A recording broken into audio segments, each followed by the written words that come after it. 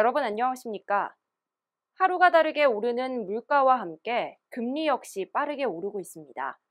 전세자금 대출금리가 6%를 넘는 것도 나왔는데요. 부동산 시장은 전세 대신 월세 수요가 늘면서 하반기엔 월세 추가 상승이 이어질 것으로 전망됩니다. 7월 19일 화요일 투데이샷 주요 뉴스입니다. 78대 78 여야 동수로 의장 선출 등 갈등을 빚고 있는 경기도 의회 본회의가 또 무산됐습니다.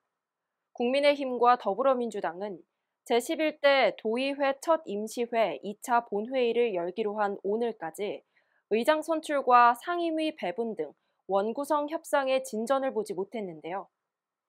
지난 12일 1차 본회의에서 의장 선거를 못한 채 원구성 협상을 이어갔지만 최종 결렬돼 2차 본회의를 소집하지 못하게 됐습니다. 도의회 파행으로 1조 4천억 원 규모의 민선 8기 첫 추경 예산안 처리가 어려워지는 등 도정 운영에도 차질이 빚어질 것으로 예상됩니다. 취임 후 도정 최우선 과제로 민생을 꼽은 김동연 경기도지사가 오늘 경기신보와 전통시장을 찾았습니다. 김 지사는 현장에서 민생 안정에 대한 적극적인 정책 의지를 피력했는데요. 김동연 지사는 경기신용보증재단 수원지점을 방문해 이민우 이사장과 만나 서민금융 안정 등을 논의하는 시간을 가졌습니다.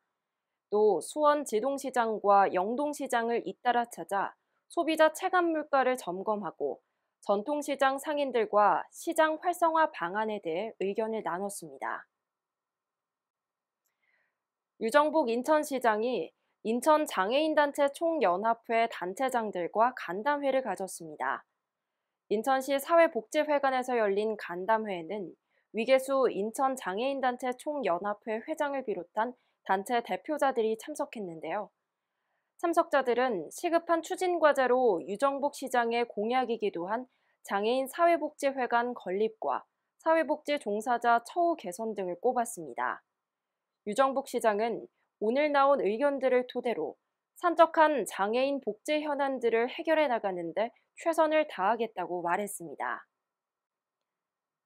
이동환 고양시장이 세수 많고 자산 가치가 높은 잘 사는 도시를 만드는 데 주력하겠다고 말했습니다. 이동환 시장은 오늘 열린 고양시의회 임시회에서 취임 후 첫 시정 연설을 갖고 향후 4년간의 고양시정 운영 방향을 설명했는데요. 고향에 가장 빠르고 강하고 좋은 변화를 일으키기 위한 5대 혁신 방안을 제시하고 이 중 첨단 산업 기업 유치를 1순위로 꼽았습니다. 이동환 시장은 고양시의 혁신을 위해서는 협치가 필수적이라며 시민과 여야가 정책의 시작 단계부터 실질적으로 협력해 일할 수 있는 제도적인 방안도 강구하겠다고 강조했습니다. 이충우 여주시장이 코로나19 백신 4차 접종을 마쳤습니다. 이충우 시장은 4차 접종은 중증화 예방 효과가 있다며 고령층 등 면역력이 약한 접종 대상자들은 적극적으로 접종에 참여해달라고 당부했는데요. 그러면서 제유행이 오기 전에 고위험군을 중심으로 접종률을 최대한 끌어올릴 필요가 있다고 설명했습니다.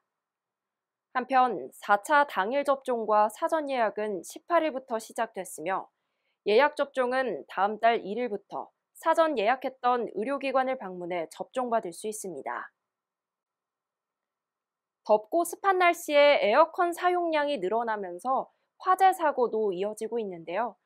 에어컨 전선이 벗겨지거나 훼손된 곳은 없는지, 실외기가 지나치게 뜨겁진 않은지 꼭 확인하시면서 안전하고 시원한 여름 나시길 바랍니다. 뉴스를 마칩니다. 시청해주신 여러분 고맙습니다.